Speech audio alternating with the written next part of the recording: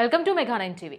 తిరుమల అనగానే మనందరికీ ముందుగా గుర్తొచ్చేది శ్రీవారి దివ్యమంగళ రూపం.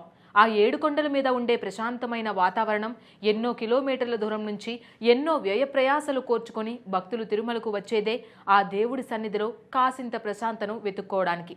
అక్కడ ఎటు చూసినా వేదమంత్రాల ఘోష, గోవింద నామస్మరణ మాత్రమే వినిపించాలి. కానీ ఈ మధ్యకాలంలో తిరుమల కొండ మీద పరిస్థితి మారిపోయింది.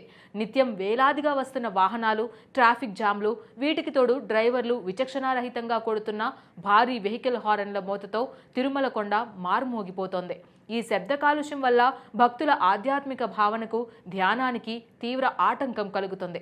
ఈ సమస్యను అత్యంత సీరియస్గా తీసుకున్న తిరుమల తిరుపతి దేవస్థానం, స్థానిక పోలీసులు భక్తులకు, పర్యావరణానికి మేలు చేసేలా ఒక సంచలన నిర్ణయం తీసుకున్నారు.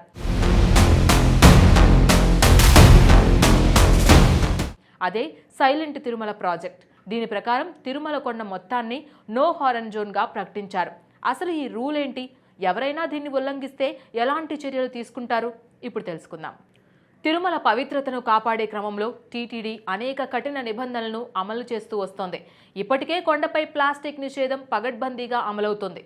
ఇప్పుడు అదే తరహాలో శబ్ద కాలుష్యాన్ని అరికట్టేందుకు సైలెంట్ తిరుమల ఇనిషియేటివ్ను ప్రారంభించారు.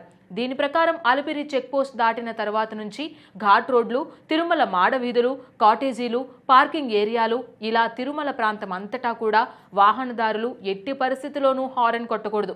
ముఖ్యంగా ఆర్టీసీ బస్సులు, ప్రైవేట్ ట్యాక్సీలు, జీపుల డ్రైవర్లు అత్యవసర పరిస్థితి ఉంటే తప్ప హారన్ ఉపయోగించకూడదు.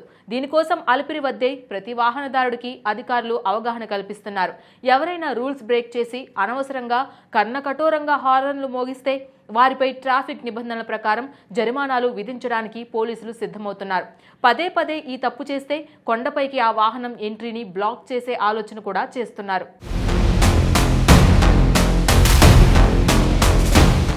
ఇంత అర్జెంటుగా ఈ రూల్ ఎందుకు తెచ్చారు?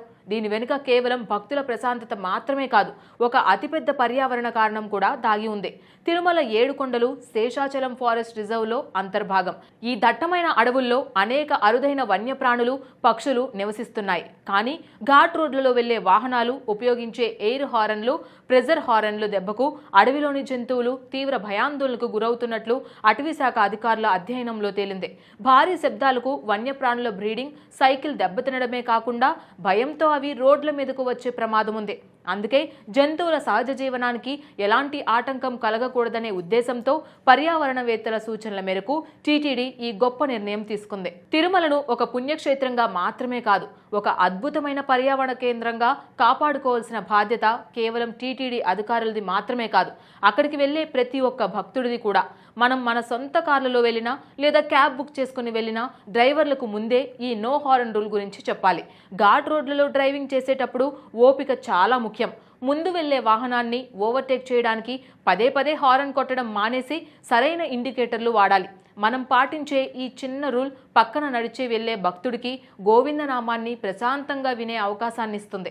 అలాగే అడవిలో ఉన్న ఒక మూగజీవికి బతుకు మీద భయం లేకుండా చేస్తుంది.